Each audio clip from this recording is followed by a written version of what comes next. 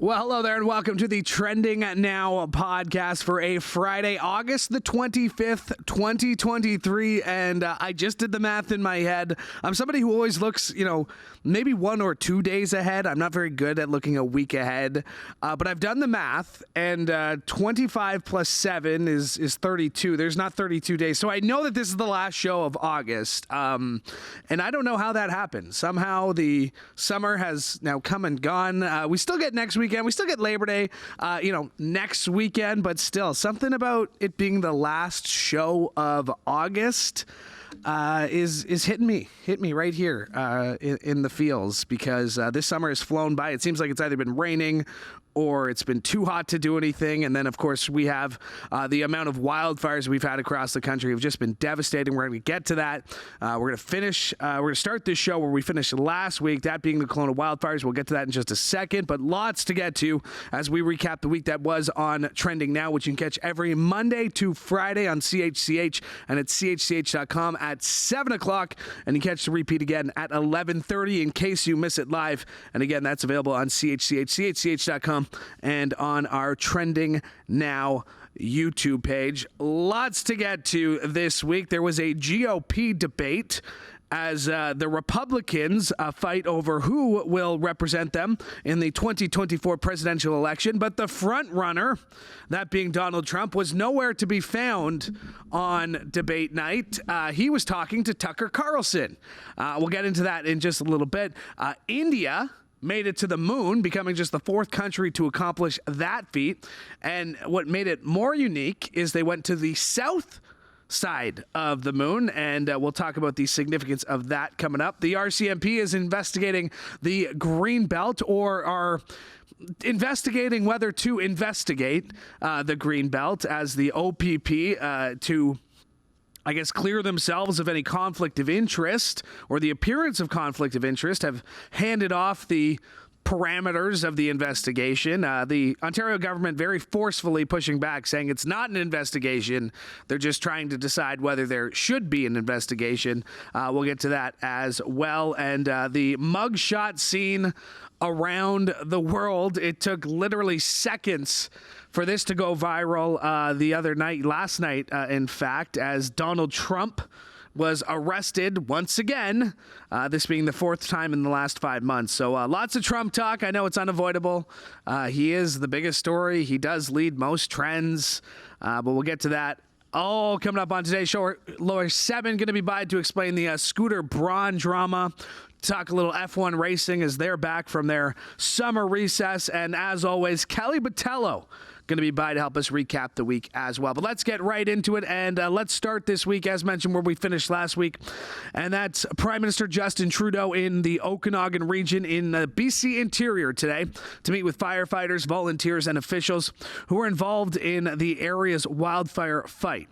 Now, he started the day at the West Bank First Nation discussing the firefighting operation with Loyal Woodridge, who is board chair of the Central Okanagan Regional District. He then met with Chief Robert Louie, as well as West Kelowna Mayor Gord Milsom and Kelowna Mayor Tom Dias.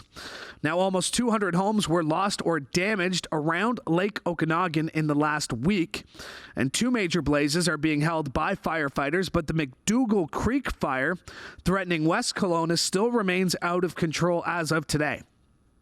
Meanwhile, earlier in the week, while at a cabinet meeting in Prince Edward Island, Trudeau used the opportunity to blast Meta for banning domestic news from its platforms at a time when up-to-date local news is more important than ever during emergencies.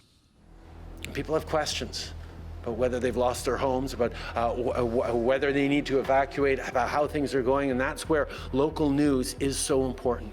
And the work that people are doing to share messages and keep people informed with safe, up-to-date information is unbelievably essential to keeping Canadians safe. That's why, and I'm going to make a comment on this, it is so inconceivable that a company like Facebook is choosing to put corporate profits ahead of ensuring that local news organizations can get up-to-date information to Canadians and reach them where Canadians spend a lot of their time online, on social media. Now, staying with the climate theme, California was also dealing with some extreme weather that was trending this week. Southern parts of the state have a big cleanup job ahead as a former Category 4 hurricane, Hillary, arrived on the West Coast late Sunday night. Now, the storm was in a weakened state, but was still powerful enough to dump record rainfall over several regions, setting off flash floods and massive mudslides that clogged roadways, trapped vehicles, and left many people in need of rescue. The storm first made landfall in Mexico's arid Baja California peninsula in a sparsely populated area, but one person did drown, and it then moved through mudslide-prone Tijuana before becoming the first tropical storm to hit Southern California in 84 years, dropping more than half an average year's worth of rain on some areas, including the desert resort city of Palm Springs. That city and much of the Coachella Valley were left virtually isolated as floodwaters and mud choked off all access by road. Multiple rescue agencies confirmed that they had to pluck people from raging floodwaters, and the search for more trapped victims continued through the early part of the week. But it wasn't just mud and floods impacting the state, as in Ventura County, residents were rattled by a magnitude 5.1 earthquake as well. Now, major cleanup is ahead for Southern California as counties across the state still assess the damage, and some 25 million people were still under flood watches early in the week down south. Meanwhile, also trending this week, a shooting at one of Edmonton's major tourist attractions. 3 men were sent to hospital late Monday night with serious but non-life-threatening injuries after shots rang out at West Edmonton Mall. It happened around just before 8 o'clock local time Monday night in the Alberta capital as police responded to a report of a shooting at the mall. And it was reported that 4 males left the mall and went to their vehicle when a second vehicle, a white-colored SUV, approached them and subsequently resulted in an exchange of gunfire. 2 of the males collapsed on the pavement with serious injuries, and the 2 others fled into the mall, one into the Wild West shooting range with gunshot wounds, while the other fled through the mall, and we do not believe that individual sustained any injuries. The 4th man and the occupants in the SUV hadn't been located, but investigators believe that they found the SUV, which was involved in the shooting. Police believe it was a targeted shooting and that the parties knew each other, though it's still unclear who the groups are. Investigators say there's no threat to public safety. The lockdown was initiated to ensure the safety of staff and guests. But videos posted on social media show people who seem to be waiting in a bookstore and restaurant while investigators swept the area. And earlier this week, Manisa was joined by Yann Dumont, who's from Montreal and was at West Edmonton Mall Monday night with his colleague when the incident happened. People were in the store just kind of wondering if it was a drill, even though the PA announcer was saying it was not a drill. But I didn't feel any kind of panic. There's nothing we could hear. There's nothing we could see. So there was no, and we didn't know what it was. So it's really only maybe an hour later than we learn in social media what it could be. We first went into a spot that was very close to an exit, and we had an opportunity just to leave. So I would say I sheltered, but maybe for less than 5 minutes, and then we went out on the parking lot, was right at my car, and left the scene. The fact that it was a shooting was kind of, surprising. Now, switching gears to entertainment, also trending this week, Ariana Grande and Demi Lovato are both reportedly saying goodbye to music manager Scooter Braun. I guess in Ariana Grande's case, she's probably saying thank you next to Scooter Braun. If I had a studio audience, there would have been at least a light chuckle on that thank you next joke, but I'm still waiting for my studio audience here. We've got the set, we've got the cameras. Now all I need is the studio audience to laugh at that very good Ariana Grande joke, who's saying thank you next to Scooter Braun. I'm making myself chuckle. At least somebody's laughing. Okay. News of the departures follows rumors last week saying that Justin Bieber was also potentially seeking new management, though those rumors were quickly denied. Braun, on the other hand, not bothered, poking fun at all the drama on social media, saying, breaking news, I'm no longer managing myself. And for more on this, very pleased to be joined by Trending Now producer and our entertainment expert. And please tell me you at least gave me like a sympathy chuckle when I said that Ariana Grande is saying thank you next to Scooter Braun. Well, I also made that joke when I wrote the script for it this week. So, Okay. yeah, Right. you So definitely would have got a sympathy chuckle from me. Good. Thank you. Next. Yeah. That's the song that she Yeah. does, right? That's her song. You're very hip. I'm down with it. What the kids say. But what is this? What's going on with Scooter Braun? Did him and Justin Bieber break up or no? Like, I what's don't happening? know, because now apparently they're saying that Justin Bieber's trying to like get out of his contract that he has with him that is until 2027. Yeah. I believe it is. And like Carly Rae Jepsen, who also is a Canadian star who's managed by him, is apparently got out of her contract with him as well. I don't know about Tori Kelly. He also manages her, but she's going through some health issues right now, so I don't know if she really cares. But I don't know if it's like a problem with him or it's the fact that he's now the new CEO of Hybe America, which What is that? Hybe is the label that has BTS on it. Okay. And so when BTS got big around the world, they basically were looking to expand their footprint. And so they created an American branch of their record label, which he is now the president and CEO of. And he sold his record company, which was called Ithaca Holdings, to them. And under that deal, they're allowing him to operate SB Projects, which is where he has all these artists under, in addition to Hybe labels, essentially. So I don't know if the issue is that like he just can't manage all these people now that he's doing that, or if like he's got some skeletons that we're going to find out about soon. Well, and I guess that's how can you possibly, like, I get it, he's got a team, Scooter Braun management. There's, I'm sure, hundreds of people, dozens or however many that work under him. But how can you honestly say you can manage all these gigantic superstars? Yeah. As being the guy, being their guy, being the first phone call they make when something goes wrong. Like, it really is unfair to these artists. It's true. And I think Ariana Grande and Justin Bieber have the longest relationship with him. And probably he would be the first person for them to call because, like, he's the reason Justin Bieber got famous in the first place. And Ariana Grande, she's just today actually celebrating the 10-year anniversary of her first album, Yours Truly. Does that one have Thank You Next on it? No, that does not have that's Break like, Free? Thank You Next came out 10 years ago. Break Free? I don't know. No, The Way with Mac Miller.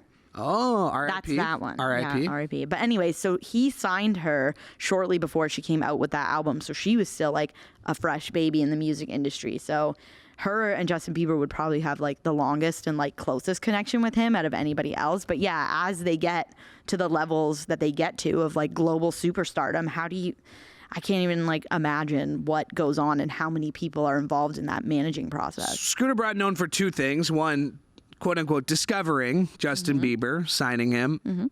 And also, I know what you're going to say. you and him have this in common, actually.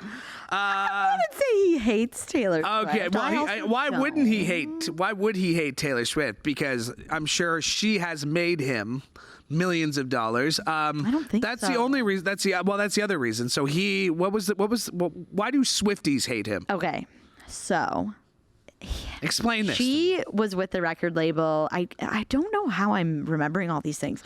She was with the record label called Big. Just imagine what you could remember if you didn't remember all Oh my these God. things. I think it was called Big Machine was the label, and it was Very specific. It was owned by this man also named Scott, because if you don't know, Scooter is like just a nickname for Scott. Sure. His name's Scott Borchetta, I believe is his name. And that was who Taylor Swift was under. Apparently she after releasing several albums, she wasn't too happy with this guy and she was already trying to distance herself and move on, essentially. And when she wanted to do that, he owned all of her masters, which basically when an artist records something, it's called a master and somebody has to own it. And pretty much like no artist owns the rights to their masters until they're like later on in their life. So she didn't own the rights to her masters. And I guess this other Scott guy approached him about owning her masters. And why would you say no to that? Yeah. Like Taylor Swift's like one of the biggest artists on planet Earth, but unbeknownst to him, she was like trying to fight for them, right? So she kind of took out the fact that like he didn't reach out to her first before he purchased them as like an FU, I guess. Yeah. So then she like railed on him for a hot minute, started this whole Taylor's version thing. But since then, like really actually shortly after he purchased them, he resold them. And apparently, according to him, he reached out to Taylor to be like, I'll sell them to you. Want them? Like, you don't even have to pay me more than what I paid for them. Like, and she was not happy with that. So somebody else entirely. entirely. That's why you hate Taylor Swift. No. I'm still trying to get to the bottom of why you hate Taylor Swift, okay? I don't know. Somebody else entirely. So you admit you hate her, though? You are. I don't want to say that on the internet. I'm going to get doxxed by Swifties. The table. This is like confrontation. Like, this is what I'm going to use this table for in podcasts. I'm just practicing. I'm practicing. My name on this podcast. Answer the question. Answer the question. Why do you hate Taylor Swift? I plead the fifth. Okay, let's move on. F1 big weekend this weekend. Max Verstappen can tie Sebastian Vettel with the most consecutive victories in F1. He's going for number 9 in a row. If you remember, Vettel, I'm pretty sure he swept the second half of the season back in 2013. Verstappen is running away with the F1 championship. Give me a reason. Another person I hate. Yeah, exactly.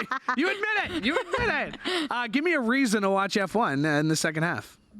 Because Lewis Hamilton is the best ever. Is this his last go around? No. Yeah. But I know it's tough. You just kind of, I've been watching the F1 races this year pretending that Max doesn't exist. And I just like pretend that whoever comes in second is like the top driver. And I'm just like, oh, how fun. This person came in second.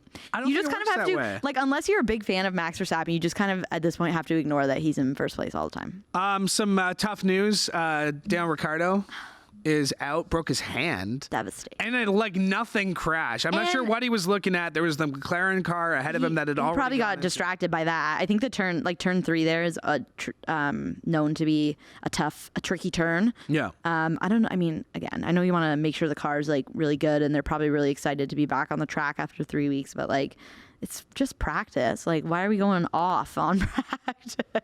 Carlos Sainz says he wouldn't change the way the season works. He says Verstappen running away with it wouldn't change. I don't think anybody wants to change that. I think what some of the drivers have been saying, at which they have been saying since Lewis was like really dominant, is if a team, like if you know the team is winning not only the driver championship but also the constructor championship, there should be basically like a date cap for when all teams can start working on their car for next season. So like right now, the chances that Red Bulls were already working on the next season's car are high. The chances that any other team is probably not, because they're still trying to improve this season's car.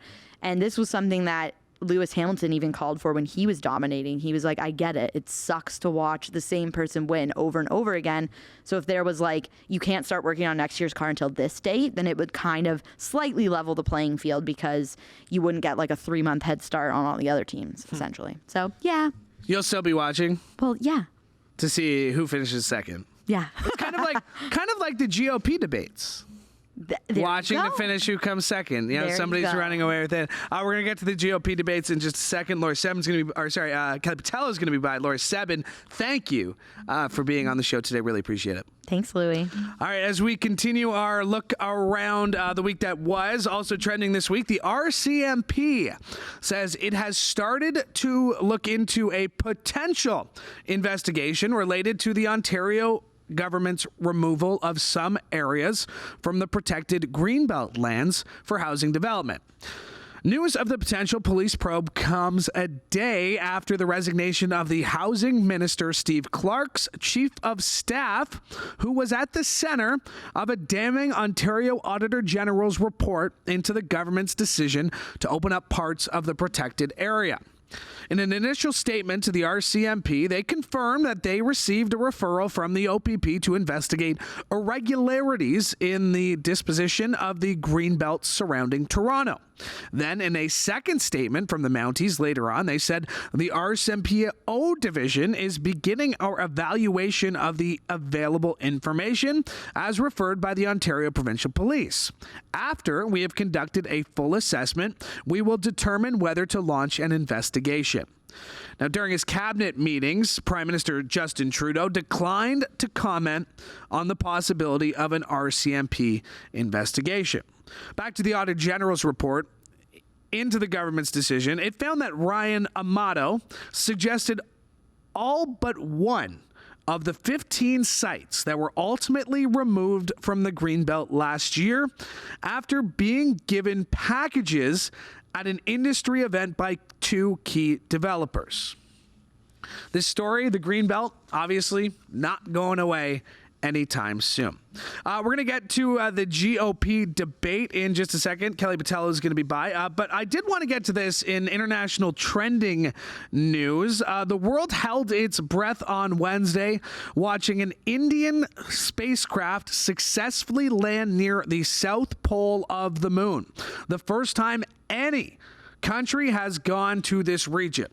The so-called flawless moon landing is a massive feat for the country and humankind, and an inspiration to other nations that they too can blast off to the moon. Now, India's Prime Minister watched the landing from South Africa, where he is attending a BRICS summit. The Indian Space Research Organization's Chandrayaan-3 spacecraft landing makes India the fourth nation to successfully land a spacecraft on the moon after the United States, China, and Russia, but as mentioned, the first to land on the moon's south pole. This was India's second attempt to land a spacecraft on the moon and comes less than a week after Russia's Luna 25 mission failed. Nearly 7 million people watched the YouTube live stream as the Chandrayaan-3 expected to remain functional for 2 weeks, running a series of experiments, including a spectrometer analysis of the mineral composition of the lunar surface. The landing expected to boost India's reputation for cost-competitive space engineering. Now, this satellite was launched, or this spacecraft was launched, with a budget of 6.15 billion rupees, or $74 million. And to put that into perspective, that is less money than it cost to produce the 2013 Hollywood space thriller Gravity. So India sent a spacecraft to the moon for the same price it cost to do a movie about space. That blows my mind. Now, rough terrain makes a South Pole landing difficult, and this first landing is historic, and the ice from that part of the moon could supply fuel, oxygen, and drinking water for future missions. I didn't want to get to this, but it was trending, and that's what we do here. We bring you the Trending Now news. But as we continue the week that was, we get to Thursday, where everybody was talking about the GOP debate the night before. 8 Republican candidates took the stage in Milwaukee, where in just a few months, they will be announcing their candidate for the GOP in Milwaukee. But they're hoping to sway Americans enough to be able to even contend with former President Donald Trump, who has a massive lead over all of them. While Florida Governor Ron DeSantis, has consistently stood in second place in the polls, though well behind Trump, it was 38-year-old businessman Vivek Ramaswamy who seemed to be at the center of the debate on Wednesday. He quickly showed why he has crept up the polls when he showcased his ready-for-video on-message approach, and he was flattered by the attention. So first, let me just address a question that is on everybody's mind at home tonight. Who the heck is this skinny guy with a funny last name, and what the heck is he doing in the middle of this debate stage? I'll tell you, I'm not a politician, Brett. You're right about that. I'm an entrepreneur. My parents came to this country with no money 40 years ago. I have gone on to found multi-billion-dollar companies. I did it while marrying my wife, Apurva, raising our 2 sons. following our faith in God. That is the American dream. And I am genuinely worried that that American dream will not exist for our two sons and their generation unless we do something about it. This was an interesting note. During the debate, moderators from Fox News asked the 8 candidates to raise their hand if they believe humanity was to blame for climate change. None of them did, but Nikki Haley, former UN ambassador and South Carolina governor, came the closest to agreeing with the question by at least saying climate change is real. That is the bar, that climate change is real. And Nikki Haley agreed that it's real. But doesn't believe humanity. Nobody believed that humanity was to blame for that. Meanwhile, Trump decided to skip the debate altogether and was interviewed by Fox News host Tucker Carlson. Why are you at the Fox News debate tonight in Milwaukee? Well, you know, a lot of people have been asking me that, and many people said you shouldn't do them, but you see the polls have come out, and I'm leading by 50 and 60 points. And, you know, some of them are at 1 and 0 and 2. And I'm saying, do I sit there for an hour or 2 hours, whatever it's going to be, and get harassed by people that shouldn't even be running for president? Should I be doing that? Now, the pre-tape interview aired on social media platform X, and Trump claims that it had 200 million views. He called it the most viewed, what do you call it? The most viewed video of all time on Twitter or X. I don't know if that's true, but Elon Musk has really messed with the statistics on things like that. But despite his mounting criminal problems, Trump maintained that the 2020 presidential election was rigged, stolen, any word you can use to describe that he got ripped off, apparently. And there were also some, shall we say, interesting comments made about U.S. current President Joe Biden. This crooked Joe Biden is so bad. He's the worst president in the history of our country. I don't think he's going to make it to the gate, but, you know, you never know. But he's a corrupt person, so corrupt that I took the name off Hillary. You know, I don't do 2 people at one time. I took the crooked Hillary and I retired the name. That was a good day for her. I bet she was very happy. And physically, he's not exactly a triathlete. They love pictures of him on the beach. I think he looks terrible on the beach. He looks terrible on the beach. Skinny legs. Well, he can't walk through the sand. Trump also told Carlson that if he were still president, the war in Ukraine would have never started. And for more on this, very pleased to be joined by the host of Trending Now, that is Kelly Botelho, who has been covering the debate and covering the Trump mugshot that we're going to get to. And Kelly, a presidential mugshot, your first impression of that? I mean, do you think he practiced what kind of face he was going to do? Absolutely. Absolutely. So Caitlin Collins on CNN, she had John Bolton on, and she asked John Bolton, like, what do you think? Mm-hmm. He's like, there is 100%. He could have gone in smiling. This is his message, I think, that he's sending. And they're already merchandising it, Kelly. Love that. If looks could kill, I mean, that would be one, right? That's the stare he wants to give Fani Willis, the Georgia prosecutor who's going after him so unfairly. Yes. This is blowing up. I mean, this show is called Trending Now. I can't remember a topic that has been trending quite like this. This is #1 trend today, and also funny enough, 215 was trending today, and I was like, what's this all about?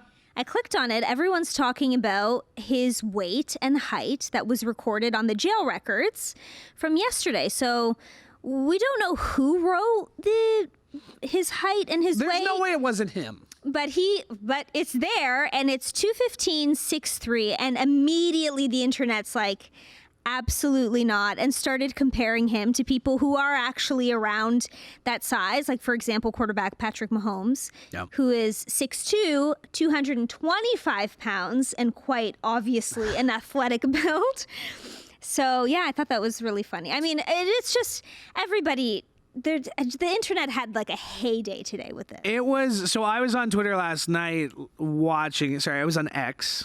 I'm never going to say that. I'm never going to say. It's not catchy. Not catchy. I was on X last night like waiting for it, and I did fall for one fake Trump mugshot. Sent it to my buddy right away, and it was like, oh no, and I felt bad. I didn't retweet anything, but Trump is already selling merchandise. He took to X. For the first time. 2 years. Yeah. I mean, he must have really liked his mugshot to do that. Because if it was something it's going to be everywhere anyways, but if it was something that you didn't like, you wouldn't have been posting it. Etsy stores are probably selling out. Like, everybody made that joke. Like, how much money are you going to make? But, he got in on it. Like, he's selling this stuff. Yeah. He's selling, like... And the one thing is that he's branding it with like no surrender when like literally he had to surrender. That's exactly to jail. what he did yesterday.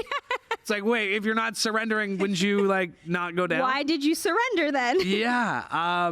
This is. I mean, we're making light of it, but we talk about this, frequently on this show about living through history. Yeah.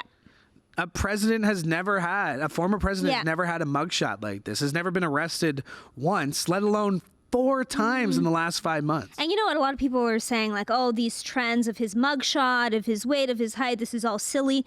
But this is all so brand new. Like you say, the first time in American history that there's ever been a president to have a mugshot. There's ever, all these jail records of him. Of course, people are going to find it fascinating. This man was the commander-in-chief of the USA, and... people are fascinated by all of this. Was and could be again. Could be again, yes. Could be again. We mentioned that GOP debate. I like to think of myself as interested in news. It's what we do for a living. We watch the news. We're journalists, right? I would like to put us both in that category. I mean, you've been doing this a little longer than I have, but I mean, I'm interested by the news. I tried to watch. I really did. Yeah. I tried to watch that GOP debate. I just couldn't. Yeah. I couldn't. And it's not because I disagree with a lot of the things they're saying. I mentioned I wasn't happy about the climate change thing. You can't acknowledge that. You're still supporting this guy. They asked, even if he's convicted, is he still president?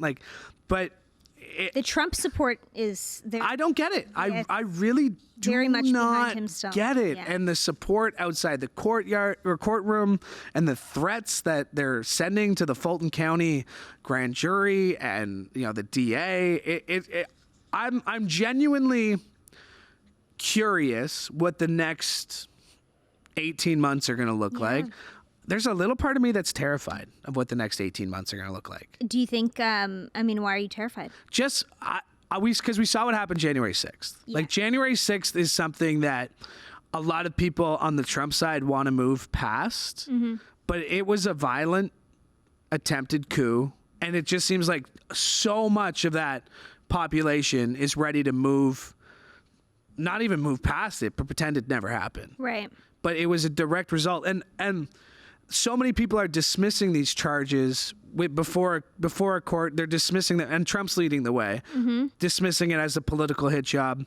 When, these are legitimate charges that have been charged to other politicians. Just because he's the loudest and the angriest and the most forceful doesn't make him unique. And even yesterday, he still maintains the election was rigged, and this is what brought him these charges, right? We're saying things like this, and I wasn't saying things like this because that's what we're saying. The First Amendment, you can say it all you want, right? When you take deliberate action, yes, which is what he has done, yes. So he can still say, but is he still calling up Brad Raffin? I still need those votes. I still need those votes. It's just crazy. Like, you would think that, with all the criminal charges against him, there would be somebody advising him to say, like, listen, don't mention it. He wouldn't listen to it. Stop saying the election was rigged. Yeah. Maybe just don't even talk in general. Yeah. But instead, he talks to reporters. He posts on social media. He posts his mugshot. He sells merch. He loves it. I was telling you, a lot of people recommend things all the time. Yesterday, I was flipping through Netflix. Okay. Meet the Furies. Oh. Came At Home with the Furies came on my recommendations, and I should have listened to you 2 weeks ago. What a great show. Hilarious. What a great show. At Home with the Furies. Yes. It's about Tyson Fury. It's about Tyson Fury, the former undefeated heavyweight boxer. He's got 6 kids, and like that part, like immediately connected with like the chaos at home that he's dealing with, like losing kids, like my mom could never call me by the right name. James, David, Lewis, like it would be the third one usually. 3 boys, 3 girls. The chaos of like the first episode was like a christening that they all went to, and I'm like, this is my life. Like, and not he loses his kid. Yeah. Like again, a regular occurrence in my family. Like, where's David? Like, has anyone seen David? I really liked that show, and it's interesting for me. Like, I don't like sports. Like, I'm not a sports fan. I don't follow any sports teams. Yeah. But for whatever reason, I love a sports story. Yeah. Like, maybe it's just like the journalist in me, but I love like the people behind the sports, you know? So Tyson Fury, when I was watching that, he's such a character. His dad is such a character too. And they're so open about their mental health struggles, which I found was really refreshing and really genuine and honest. And it was just, like I said, I recommended it to you. It was hilarious. And I think his wife like really gave me an interesting perspective as a caregiver of someone with mental illness problems. Like her patience. And like there was the one quote where she said, people, he's just using it as an excuse to be an ass, or using it as an excuse to get out of things. It's like, no, like that's not the point. Her patience I thought was awesome. Great recommendation, Kelly. Thank so you. I had to tell you, it was a fantastic recommendation. Big plans for the weekend?